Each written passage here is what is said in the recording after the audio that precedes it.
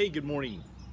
One of the topics that has come up frequently in recent coaching sessions has been around self-confidence. And I've spent some time over the last week or so trying to think about what is self-confidence and how to define it and how to help people build it in themselves. It's interesting to think about because it's something that is so innate for us that we really don't even pay attention to what are the pieces that make up self-confidence and how that might be different for us as opposed to someone else, especially for the fact that because that self part is really about who we are as individuals. So what makes up self-confidence for you? Taking a look at just the confidence piece, what goes into being able to feel that you know what you're doing, or have a sense that you have done this before and can do it again, or even if you haven't done it before, that you have enough experience and enough skill and enough ability to be able to move forward to make confidence essential in that activity. It's interesting because there are so many things that we are confident about and other things that we aren't confident about. Identifying those things is important. Seeing it in others is frequently easier than seeing it for ourselves, and that self piece becomes very critical, very important. So what are you confident about in yourself? And how do you build that? Is it from having done something before?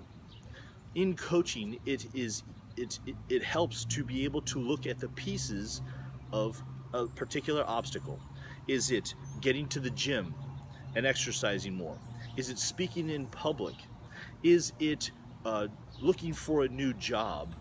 And breaking each of those goals and vision and ideals down into smaller pieces. Then building more confidence of, if I can do the individual pieces, then I can move forward and putting them together. Ratcheting up in increments instead of just jumping one big jump. In addition to breaking it down into pieces, looking for transferable times of when you have done something similar before. And that becomes a critical component. Where have I done something like this before? It's just interesting to think of athletics or musical performance in terms of being on the junior varsity and then the varsity and then the collegiate and even professional levels. We go through new rounds of self-confidence, maybe wavering or having to build it back up as we proceed to a higher level, and thinking of that of there are already pieces that have been built before and how to transfer them into that new situation. So I would challenge you, where is it that you are not self-confident? What are the areas that you feel the least prepared or have the least amount of experience or ability?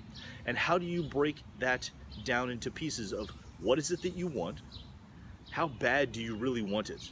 Because that self-confidence piece goes a long way, and it differs from courage or overcoming our fears, and that confidence piece can be built into that engine of going forward of what we want. Building that up, though, is critical. Identifying where you lack that self-confidence and finding ways to start building it in small increments. Take some time this week and think about where is it that you lack the most self-confidence. Frequently, that's someplace that we are unwilling to share with others. But what would it take for you to identify it for yourself and start looking at the pieces of how to build it up into something better? Take some time to think about that. Please feel free to ask questions or comments. I'm John Rhoads. This is Rhoads Life Coaching. I hope that you're able to find purpose and meaning in your daily life.